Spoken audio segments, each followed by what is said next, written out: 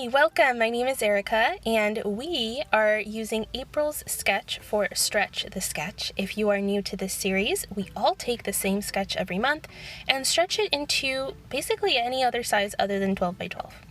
So as you can see here, I am using my traveler's notebook. I've already cut out with regular printer paper the size of my traveler's notebook pages. This is just a method that I've been using for a while, and it helps with the construction. It can be a little cumbersome to work in a traveler's notebook. Even with binder clips, it's just easier to work on a flat surface and then install it later.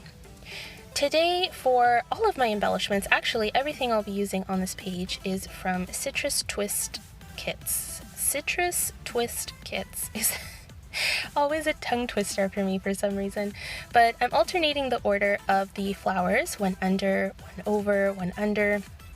And I'm just going in order of the color rainbow because that's what is natural to me, of course.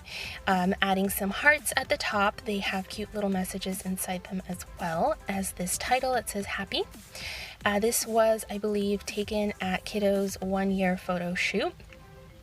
Now, I was going to leave it like this, but for some reason I have a real big problem with white space lately, so I added in these little wood veneer stars, and they varied in size.